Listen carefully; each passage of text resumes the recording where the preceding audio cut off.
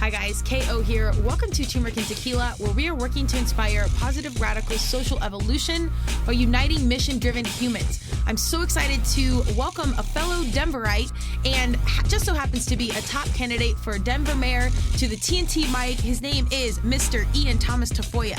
He's an educator, nonprofit leader, and promoter of the arts. He's a fourth-generation Denverite, and he has spent his life in public service. This is an amazing conversation about his hot-button issues, what he's passionate about, and he shares the human side of the process in addition to some cool, creative, and innovative strategies they've used to fundraise and connect with our local community to gracefully disrupt the space and make Denver a better place. Lean into this conversation. Check out Ian on all the socials. Make sure to go vote and check us out wherever you get your podcasts, and of course watch the video on YouTube. Have a great day. Welcome to Turmeric and Tequila with your host, Kristen Olson. Questioning a better way, one gracefully disruptive conversation at a time.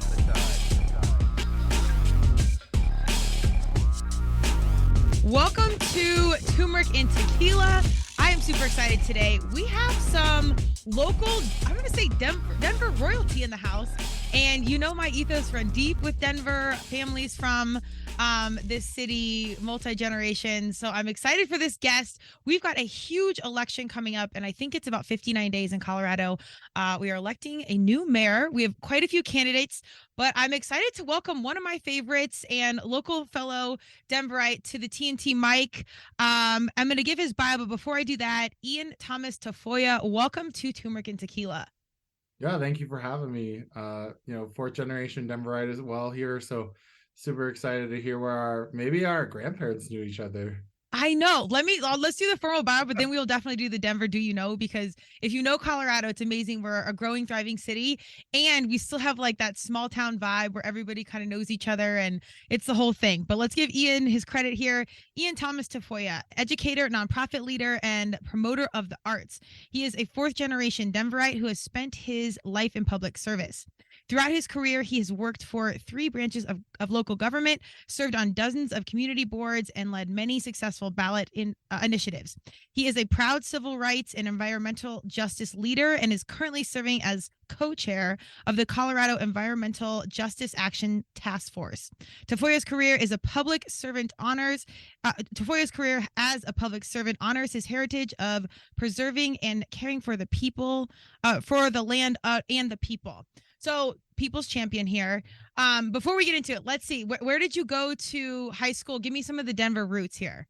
All right. So I grew up in Barnum. I was born in St. Anthony's, which is now a movie theater and housing. They've totally redeveloped the story of Denver in itself. I grew up in Barnum.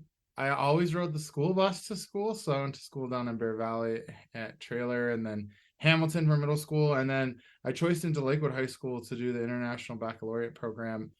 So easy to get there back in the day when you could go anywhere in Denver in 15 minutes. Right. Shout out to the IB program. Yeah. Okay. So I went to Eagle Crest, but whole family, mom went to North, both grandparents went to Manual. So it's been, and a true story, I actually live in my great grandmother's house, and she bought it from the city, I think in the 60s for $10,000. She was like one of the original female homeowners. So big piece of my heart. I took over. What neighborhood are you in now? I'm in North Denver. Oh, okay. You're in the north side. Yeah. So I grew up on the west side. My great grandfather went to West High School. Oh yeah. Okay. We for sure. All the way down. We've probably crossed paths before. Although I wasn't into the politics like you were. So let's get to that. Like, tell me, as a young human, did you know right away? Because politics are a jungle, and I think our kiddos nowadays are way more informed. But to get into it, I think you learn early that it's a tough space to navigate. But were you passionate right away? I think I've always been about trying to make change. I joined student government the first time in like 3rd grade, but it was really to achieve something. It's actually a funny story. We could talk about it later. But it is not something I thought I was going to be doing. I was a teacher. I wanted to be a teacher since I was very little. My day job, I do, adult education now and civics. And I think that's super important. I got pulled into working in the government, and my career has unfolded from that, of really being a public servant and trying to help people understand. I, for my hobbies, like to go to zoning meetings and parks board meetings or whatever, but it's a society we're creating around us. And like everyone says, all politics is local. People who say it isn't. They've never complained about shoveling or why there's not a stop sign here, or why doesn't my playground have X, Y, and Z, or why don't we have a rec center? All of that, local politics. 100%. Well, it's interesting because I think our teachers, I'm not a teacher, but several best friends that are, and I hear the stuff they have to deal with. And then I'm like, dang, what do you get paid? Like, we need to work on that, because you're definitely not paid enough for all this stuff for you raising young humans, but then having to deal with all the different systems where they're super flawed. And I think that might have been super serendipitous for you to like see it up front, because it sounds like there was somewhere in the heart space, even if it wasn't labeled politics early on, where you kind of had to be on the front lines to help the unheard be heard. Did anyone in your family have any political experience, or was there any model for you growing up? My mother was a social worker, and I think that played a huge impact. I should actually say before that, she was a union worker. Okay. My mother was an operator back with Mountain Bell when you used to dial 0 and you get a real person on the phone. And my mom was a union steward and very much spoke to me about collective power. Her job actually ended up being automated. And we had lost everything, and it completely changed the way we were living our lifestyle. And my mom then went on to dedicate her life to social work. And definitely, I think having a mother who worked, for the Denver Housing Authority, she's worked in homeless advocacy for families. She runs housing vouchers right now for the Commerce City. So I think I've always seen that there is a system in place to help people, but it's not enough. And that people are really all coming with way different kinds of stories and backgrounds. And you can't just lump people into an us versus them. And I think that really has been the strength of my advocacy. And being Native American too makes a big difference. You got to call in all 4 directions. We need everybody to come together to solve our problems. Absolutely. Diversity and inclusion, I think, is becoming, larger and larger of a conversation. Thank goodness we're super late in dialing that in and having equal representation, or even getting close to equal, for a long time in a lot of categories. I was a recipient. Well, Title IX really provided for my opportunity athletics, so I'm deeply passionate there, and that kind of navigated my journey into diversity and inclusion. And then once I had a company and stuff, I saw a marketing brand. It was so critical that we had representation of all things, all places. Politics is really, really intricate, though. It's because it's hard to break in. It's like an expensive sport. Like, you need funding, and you need all this, you need relationships. And so if you didn't grow up with any of that, or you're not connected in certain ways, it's you start from behind from the get-go. Was that something you had to like build from the ground up, or were you blessed to have some like really good connections? Because it takes a village to get this going. That's a good question. I mean, I don't know how much of it is your hard work versus who you meet and how that results in it. I'll say that I did not know anybody in politics, but I did go to college with somebody whose father was a state senator. I did get her sister gave me my first job in the mayor's office, but we just started out by going to school together. So I will say that some of that is, yes, like who you know, especially to get interjected immediately into working in the mayor's office, right? Like, that's a much different storyline.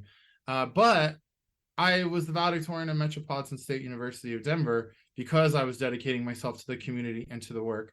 And so that made me a palatable person to bring to the mayor's office, right? So it's kind of like you have to build yourself up, and then you also get lucky sometimes. Yeah. And there's opportunity. But, the first time I ever went to any public meeting, it was for a class. It wasn't because anybody who told me to. It was the Parks Board for the city of Denver, actually the only board in the charter, like our constitution for the city. And they were like, hey, you can testify. And I was like, what? All right, why don't we have recycling in the parks? And they were like, oh, it doesn't matter. And that got me fired up because I'm an environmentalist. And so I kept coming back to the meetings. And if you've been to any of the parks that have the purple dumpsters in them, like City Park or Wash Park, that was my first political win. Okay. And it was through that I was like, hey, like there are all these other people who are sitting on boards and stuff. Because before that, I was a teacher. I felt like I was doing my civics. I was exhausted at the end of the day. I just wanted to go to the park and slackline and have a couple beers. And that's why I wanted to recycle it. All I wanted to do was recycle my can because I'm teaching kids to recycle. I love it. Well, I mean, but it's funny. So I can't agree with you more, where it's like, as I get older, I really try to like let go, because we can only control so much. You got to show up, you got to do the work, you got to shake the right hands, you got to get a lot of things. But also a lot of it's just like timing, and religious or not, I say God, universe, or Madonna. I'm a big Madonna fan. Whatever is kind of guiding you. I think there's little plays that like push us in the right direction. So you got to let go enough for whatever you believe in to kind of guide the path. but sometimes like recycling your beer cans is enough of a shove in the right direction to like light the fire to be like, oh wait, maybe I should be doing this. And I hope like our young kids can hear that, where it's like, maybe if you got just a twinge to go in a direction, maybe lean in just enough. So you won this big initiative recycling. What was the next step after that where like the ball started rolling? Well, what was my next step from there? Well, that same night happened to be like the Parks Board was their like annual meeting, and they had extra food, and they invited me in, and they were like, hey, like, why don't you have dinner with us, sit through this meeting and like learn about civics? And then I was like, hey, I live in City Park and I run by those greenhouses like every day. Can I volunteer there? And they were like, yeah, you can actually. Thanks for asking. And I was like, okay. So I started volunteering, growing the plants for the parks. And then I started to learn more about how the city actually functions. And then I decided, I was like, I'm going to do my undergrad research in plants and like increasing yields in greenhouses. And they donated all these plants to me. And the first thing that I got invited into City Hall to do was to work on an urban agriculture plan. So like, because I was like dedicating my time to growing things, it grew my career. Yeah. Wow. I mean, no pun intended. That's funny how like one growth led to another. Yeah. You were like a budding flower yourself, right on time. Did you have any like, so there's a lot of hot issues. There's a lot of big things coming up for Denver. Obviously, nationally, we've got a bunch of stuff going on. But would you consider the environmental situation, awareness, sustainability, like your number one issue, or how did that become such a passion piece for your campaign, or your heart, I should say? Well, my birthday's Earth Day. Oh, well, see. So I really grew up on like reduce, reuse, recycle. There was always events on my birthday, right? Like my birthday was always accompanied by like the celebration of the earth. And I also said like, like being Native American, my father and that family, my mother really made sure that I was exposed from the, with the American Indian Center, and so much other work and cultural experiences when I was a kid. So you kind of have that all going through my head all at the same time. But really, I became an environmental justice advocate, and that's about taking on the brown cloud, cleaning up our water, making sure people's energy is affordable, all of that, kind of through an act of self-defense. And honestly, I feel like a lot of politics is an act of self-defense, because you're seeing something that's impacting you, and you feel like I got to learn the system to take it on. And for me, what that was is I'm in the city now, I'm working at city council, I'm watching every city council meeting because I staff the committees, right? So I'm learning everything that the council members are getting as education, I'm getting. And I'm like, wow, there's no one who's a scientist here, and they're talking about data-driven things. Where's the science in this conversation? Then I'm like, wow, where's the humanity as they're deciding to widen I-70 through my mother's community, where they're taking homes, they're digging up polluted soil. It's going to drive more of climate crisis, right? And so I'm working at the city, and at the same time, they've criminalized homelessness, and they're literally destroying people's belongings. And it's just soul crushing to get the calls at City Hall of people so upset that I was like, I'm going to run, right? So I ran for council when I was 28 years old. Oh, wow. Okay. Really as an act of self-defense, to use this information in a way that protects my generation for the future, that is centering humanity now. I mean, and environmental justice, my career again just bloomed from there, because I was like, it opened up my eyes. I said, oh my God, it's not just a highway, it's a refinery. It's an asphalt facility. It's a recycling facility, ironically enough, that I would start my career in, that I didn't realize that there are also negative consequences to recycling, because these trucks are coming into communities. There's potential for water pollution, right? And so my scope of vision like grew from there, and I've dedicated my career to fighting back. And that's how I ended up as the Environmental Justice Task Force Director. And it is, again, it comes back to an self-defense, because for you or for me or for my grandmother, who God rest her soul just passed a few months ago, I was her caregiver for 6 years on oxygen. So on ozone days, it impacted her. And I'm not alone, right? There are elders, there are youth. And we know that there was a moment in time, if you grew up here, that the brown cloud did go away. And we used to burn our leaves and things, and we stopped doing it, and the brown cloud went away, but it's back. And we have to rally the troops, as I would say, right? We need to rally the community to say it can be better even as we grow. Amen. And my condolences regarding your grandmother. That's I know that's hard. I was actually really close, or am close, with my grandmother, all my grandparents, and I know what a driving force they are in our lives, and we're lucky to have them. So that's a big deal. And that's amazing. Caregivers, that's a whole other podcast, because that's extraordinary in itself. And I think the wisdom and experience and the empathy that can come with those experiences are just brutal, but also blessings, and being able to relate to that many more people, because there's really a lot of people going through a lot and doing a lot and showing up. On that note, if you get into politics, you start, I think once you start to pull back the filters and all the things, you start to see the truth. Was there any point in time where you just felt so overwhelmed? You're like, you know that one person can make a difference, one initiative matters, but it's like, we've got to do so much. Is it just like mind boggling at times of how much we need to fix and so fast?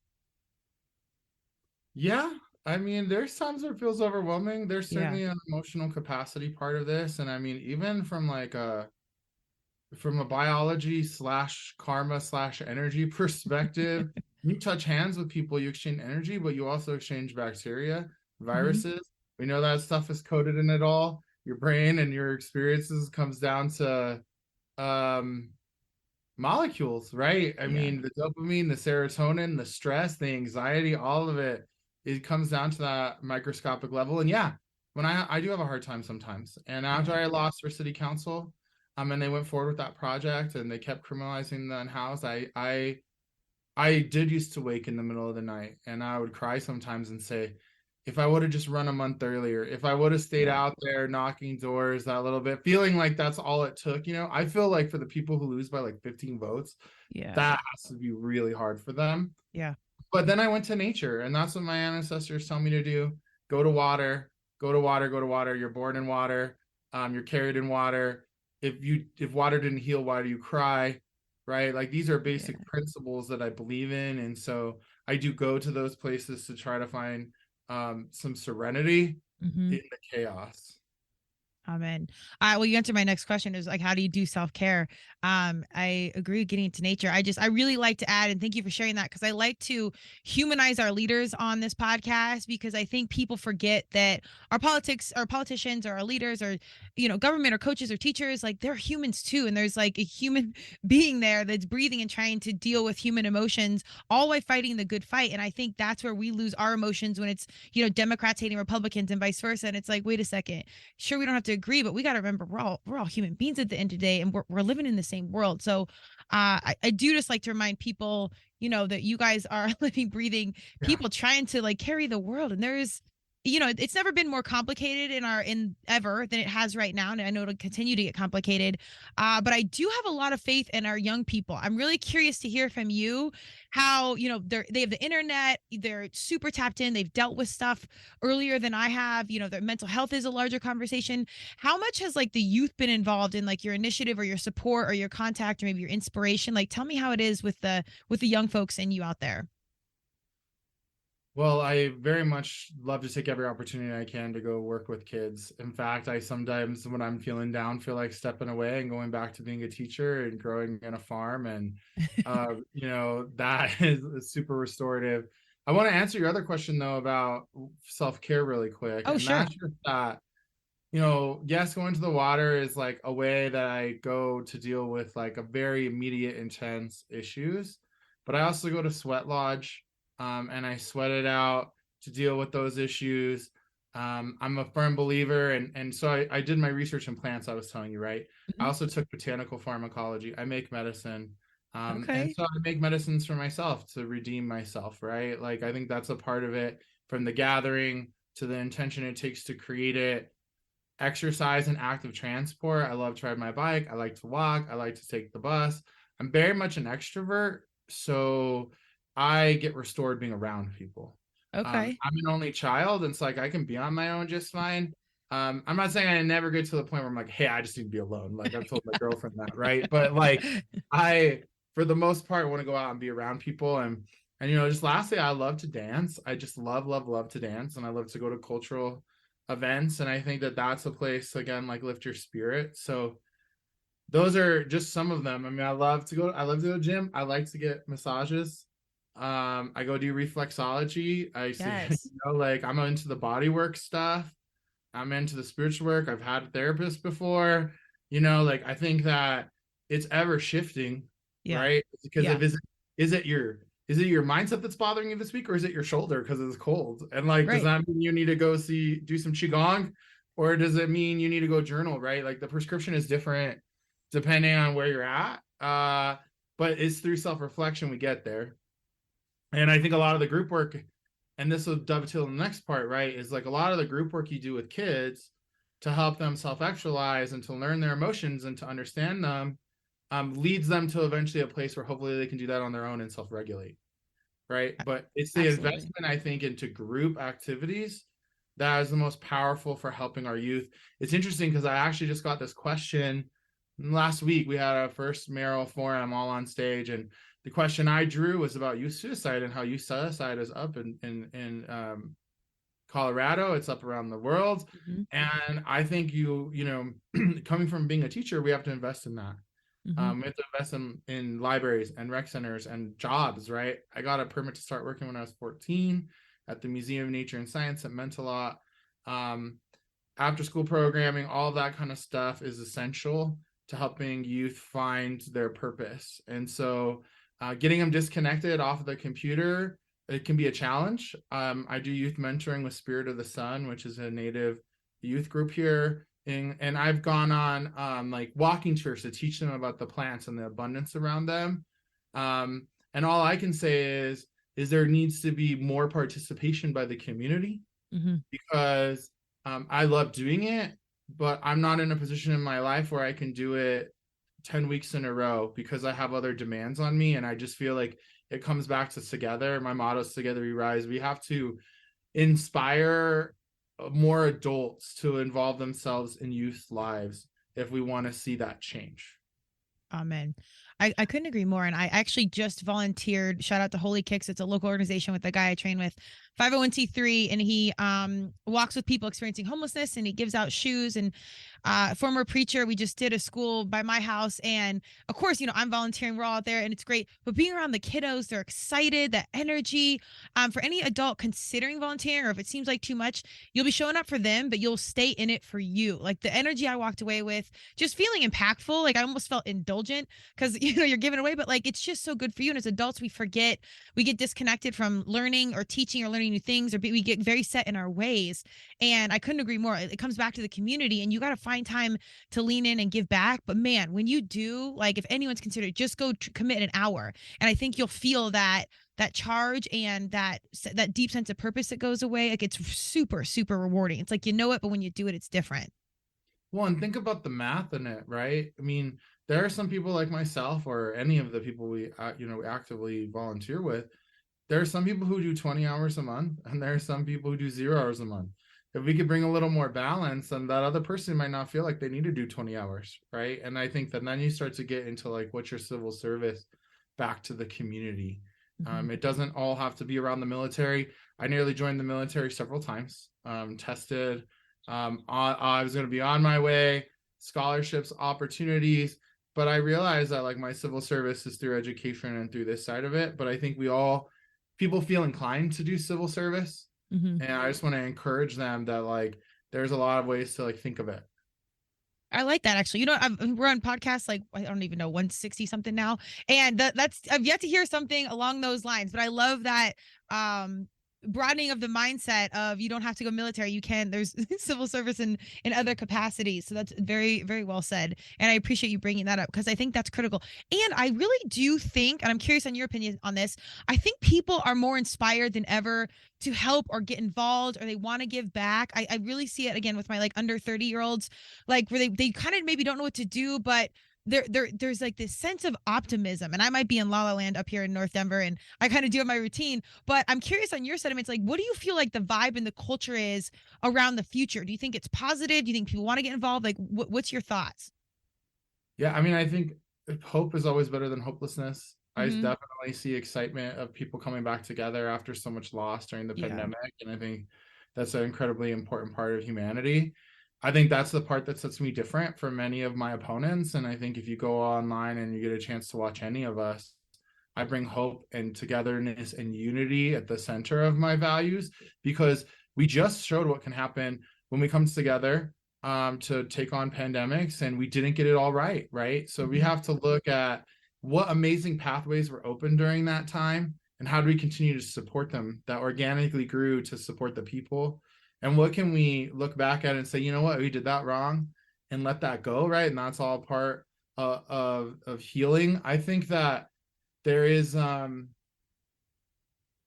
world is hungry for somebody, and for people. I shouldn't say one person, right? For every community, for people who want to center hope. I do think that that is there.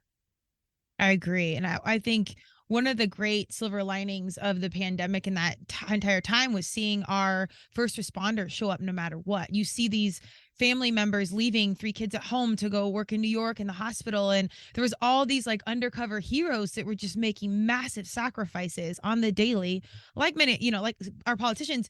And it just sort of happened. It just happened without a major request. Like, people just showed up, and the news and everything is pretty brutal, and they like to highlight the bad because it gets views and clicks and la.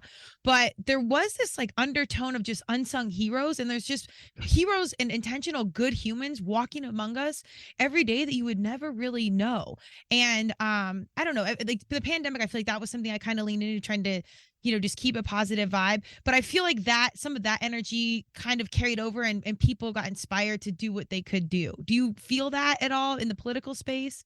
I do. And well, I will say one thing that's really interesting, and I talked to Channel 7 here in Denver, their news station, about this not too long ago, is that volunteerism is actually down. It's been down the last like quarter and a half. Okay. Because I do think that people really extended themselves during the pandemic, and it's like, I need a chance to take a breath is like a part of that. But also think about like during the pandemic, when even if you didn't have the money, you felt like you were supported, right? Like some of that was through the checks with the government, but community showed up for you. And I think when that happens, like there is like a conscious shift that happens at that same time.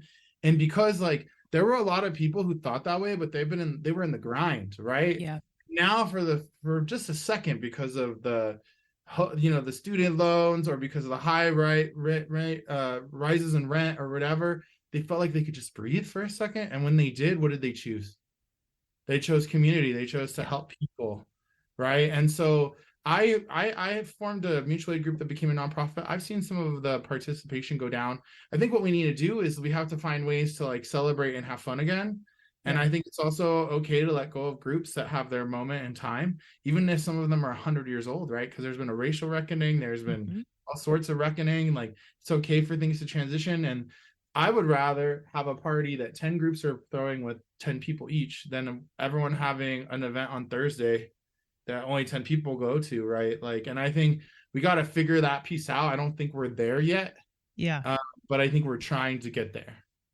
I agree. I think that's really huge. And I just did a podcast on, when does tradition become taboo? Just because we've done this for 100 years and it's tradition, now we have evolved, and this is no longer etiquette. It's racist. It's unethical. Like, there's things we do have to let go of. But I couldn't agree more. When you can get like diversified groups, even if they're minimally diverse, and it's diverse in maybe opinion or whatever thing outside of gender or race or socioeconomic status, we can just get different kinds of humans together. There's so much power in that. And it's like kind of like getting back to our young selves and getting on the playground. You fall down, you get up, you play with whoever, and you're learning and evolving without even intentionally knowing it. But I think we do get away from that as adults. We kind of get segmented into like our own space. But on the flip side of that, I agree with you. It's kind of like the self-care we talked about initially, that we can go so far in, you got to come back and also re-energize. But that's when we need that second layer of troops to come in and kind of take over and fill those spaces. Passing the baton is important. I think that the pandemic created those opportunities as well, right? Because elders who had traditionally held these roles of making the shots and calling it had to stay at home, and they were disconnected from it. And it created a scenario where we had to make our own mistakes. We had to learn our own lessons and still talk to them, right? We still had access to them. But it was truly, I think, a transformational period for power. And I can't speak for anywhere else, right? Because I live here, right? But around the state of Colorado, where I travel for my job, 100%, it's been transformational, and there's been a transition of power to younger people. Yeah. Yes. And I have faith. Okay, so I could ask you like hard questions around super political questions, but what I really want to do is I want you to express what you're super passionate about. Like, what are the big issues to you, and what separates you from everyone else? And this, what we try and do here is really highlight the human behind the brand, behind the company, behind the mission, because I really like people to connect with people on like on a very equalized level. So you can take the reins here and like give me what you got, what you're fired up about, and why you're different from the rest of these. I think how many candidates do we have running now? There are officially 17. There were something Okay. like 20 something people that decided to run. I Okay. was the second person to get in the race, and I've been running for a year now. And I'm also a fair election fund candidate, which many of the people have made the choice to use as well, which is why we're seeing so many people run. It's this exciting time. For the podcast listeners who don't know, the Fair Election Fund was an effort by citizens to write a ballot issue to go and say, hey, it's time to get money out of politics. I personally, when I ran at 28 for council, I was beaten by the person who raised the most corporate capital in the history of the city and county of Denver. We're talking one person and their ability to write 27 checks from an LLC, and it's an outsized influence. I think people are really recognize that about politics. And so we went to change it. And I was even in the commercial for it. It's called Democracy for the People. And the idea was that everybody wrote on dominoes what they wanted: housing, clean air, resources for youth, you name it. When we change the financing, we change our leaderships, all the dominoes fall in the direction that we want to. So this is the first election that this is possible. And so up until February 28th of this year, anyone who donates from Denver, first $5 to $50 is matched 9-1. So $5 becomes $50, $50 becomes $500. To say no to corporate dollars and to have that match has been really powerful. Some of the everybody's had a chance to use it. Not everybody's qualified. There are still burdens. Like you have to get a certain amount of people to sign your petition. You have to get a certain amount of people to donate to you. These are hurdles, right, that I think are in place to show like, hey, you do have a groundswell of support for us to put you on the ballot and spend that money. We qualified early. We got our petitions in just a couple days. We are on the ballot, and we're in the top financiers, right? Like last I looked, we were 6th in financing, which is really exciting. I am the youngest person running, the same age as Federico Pena when he won, but I have 20 years of political experience of working with people. And I think what I'm hoping people will take away from the successful ballot issues or going out and solving problems during the pandemic that have turned into nonprofits is that I have a track record of delivering results that are lasting for the community. It's not just rhetoric, and I'm willing to roll up my sleeves and go do it. I was doing it when the cameras weren't on me. I was doing it because I believed, again, in self-defense, that we had to tackle some of our biggest problems. My biggest and number one issue is regional cooperation. And that comes from being from Denver and recognizing that our air pollution doesn't know if you're in Lakewood or Denver. The housing issues going back and forth from Aurora to Denver and the unhoused associated with it, it's all of our problem that we're working on together. We're getting the water clean in Denver. We're the first people to get the water, and when it leaves, it's the dirtiest in the state of Colorado. That's not fair to people downstream, and I don't think that's like in our values. Our transportation woes are shared because of our land use patterns, and so I want to be a mayor who's going to walk into the Regional Council of Governments, all 47 governments, and say that I'm taking the seat. I'm not appointing anybody else. I'm here to work with the 47 of you and your governments to be the leader with the resources from Denver to bring the change we want to see. My next issue, of course, is environment. It means so many things. It's environmental justice for, again, air and water quality, Suncor, but it's also about financial literacy for businesses and homeowners on how we can lower our energy rates, improve our indoor air quality, make sure we don't have lead in our water, right? And there's unprecedented amount of federal money available to tackle that. And we also have an aspect of climate resiliency, right? We're going to have to we are at the point now where leaders that are older than us didn't get to move on fast enough. And we know that the window is closing. I feel like this feels like college to me, and a paper's due at midnight, but I feel like we're going to get it done, right? And like, that's the vibe I'm trying to bring. But it's like, look, if you've been in power for 28 years, what were you doing when we could have done something about it that was more incremental than the situation we're in now, and give us the opportunity again for self-defense. My next issue is housing, of course, and it's elders is different, like my grandmother who I was taking care of, and the unhoused, or how about the teachers or firefighters or grocery store workers?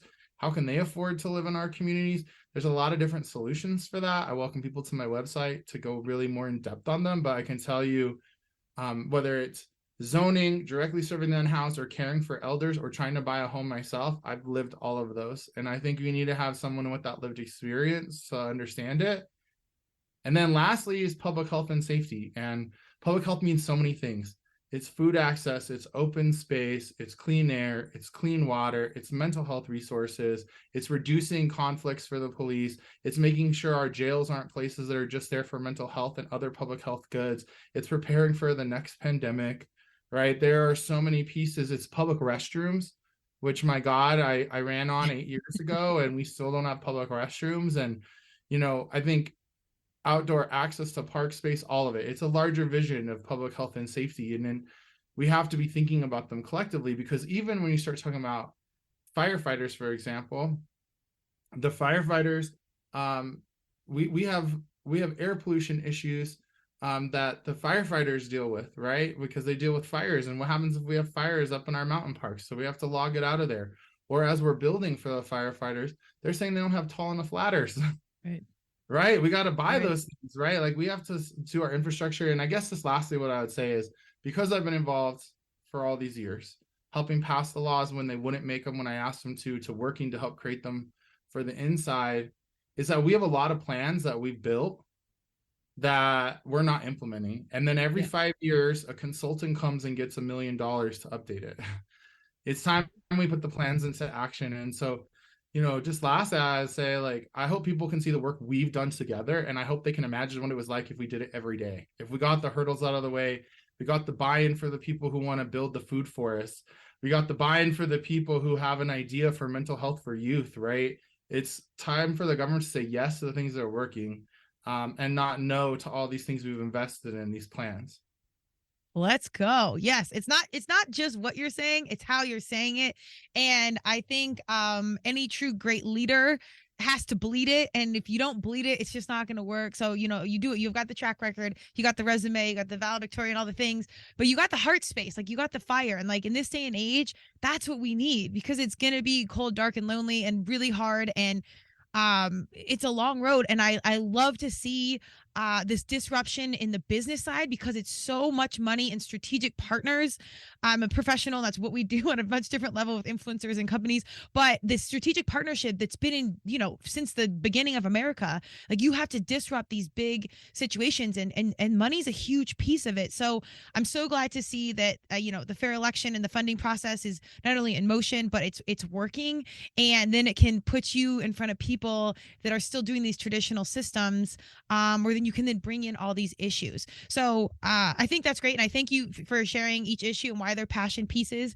I do want to talk one more piece about the fundraising and whatnot. I'm really just curious, because the business is such a huge piece of it, and you got to get the funds and the signatures and whatnot.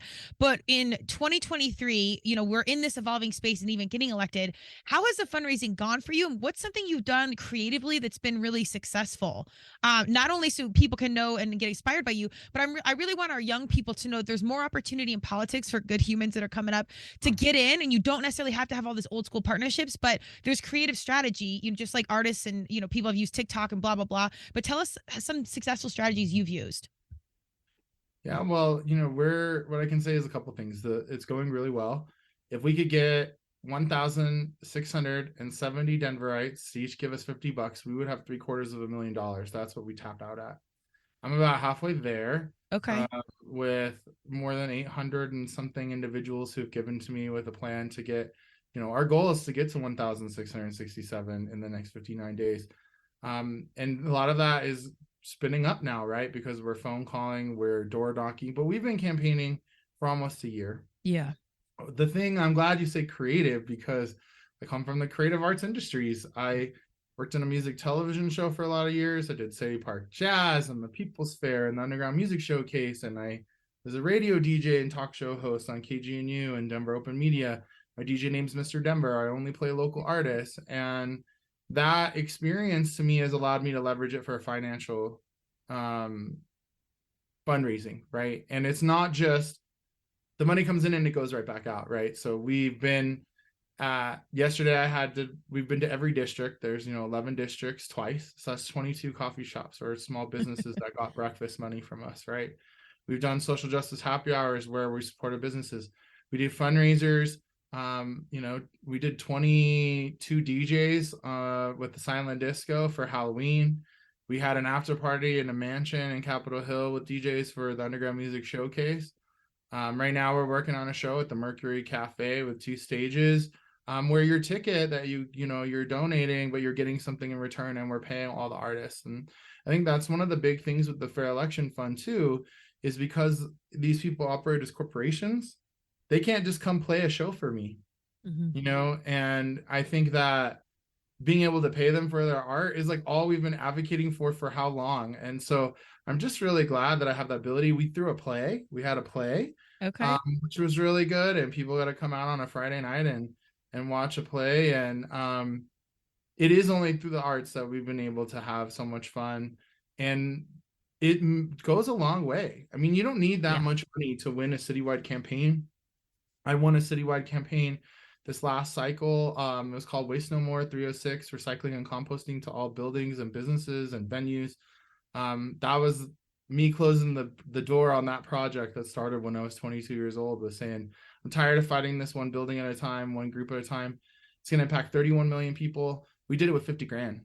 Wow. 71%. And I'm pushing $150,000 right now. And so, we're in a place to be competitive with anybody. And at the end of the day, people power is worth more than any dollar. Yeah, absolutely. I could not agree more. And the power, focusing a lot this year on culture, art, fashion, creativity, all those things, because now more than ever, we need these things. I think music is universal. I think sports are universal. Creativity in general it's such an equalizer. It brings everyone to the same level, and it's just like such high vibes. So not only can you like pay artists for what they do, whatever, you're getting people that are probably different together with something in common right away. So right away, you're like building these communities of common denominators that they didn't probably even intentionally to come to talk about. They came because the art was cool or the band was playing or whatever. But really, this is for the greater good. So I think that's such an amazing and innovative way that is so effective fundraising wise, but impactful like for humanity, not to sound too cliche. We just need our creativity in the mix of things more than ever. And I love some of these innovative strategies that you're doing. So if you're listening and you're interested in politics, or you're a business person or whatever, check out some of these strategies that these guys are doing, because it's really cool. It's really effective. And I think the ripple effect, regardless of the fundraising, the politics, just the positivity going out around them is exponential. I really do think it matters. It's cool stuff. So we're coming up pretty close here.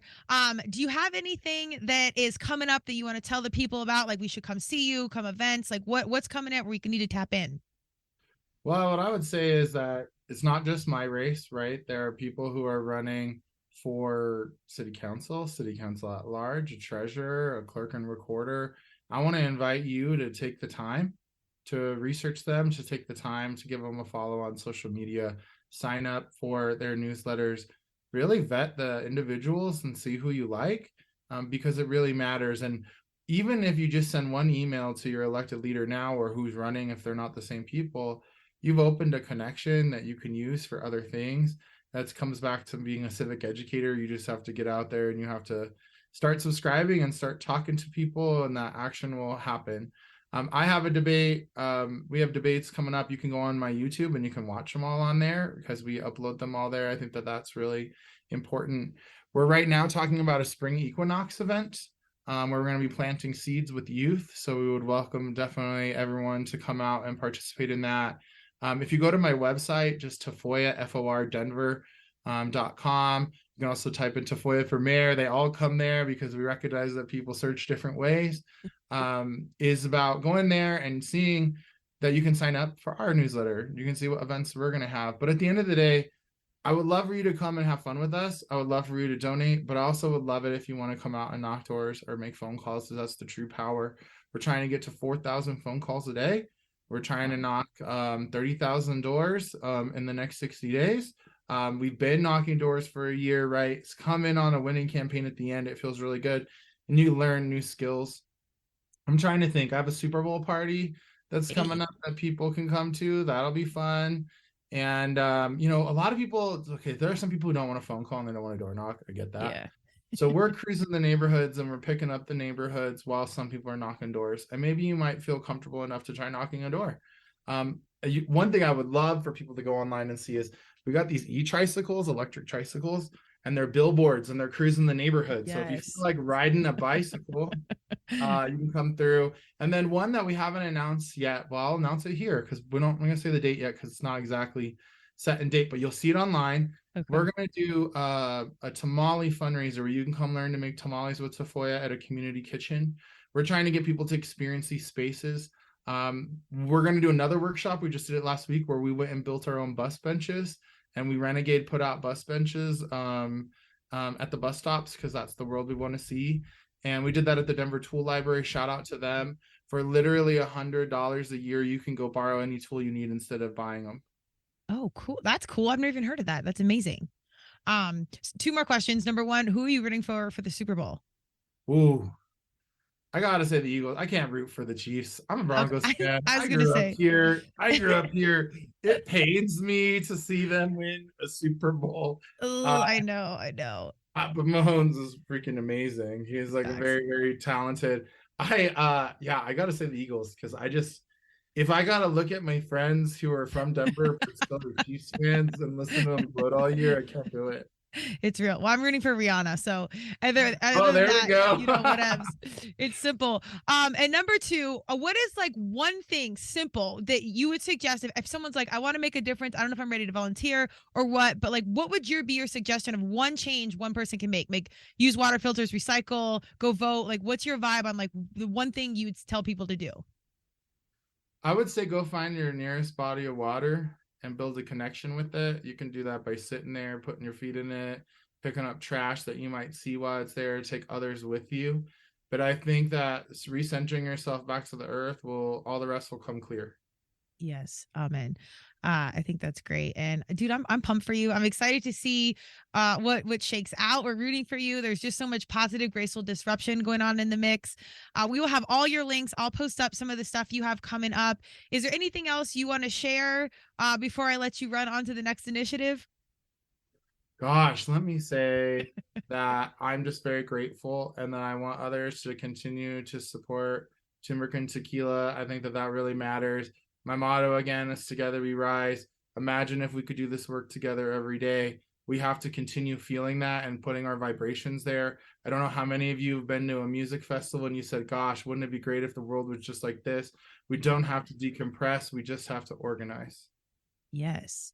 If we can make politics more like a music fest, sir, you're onto something right there. So I'm wishing you luck with that in Washington. I think Pharrell does a big music fest out there, Missy Elliott, and I'm treading off topic. But anyways, maybe there's some strategic collaboration within that. I'll put that into universe and see where things shake out.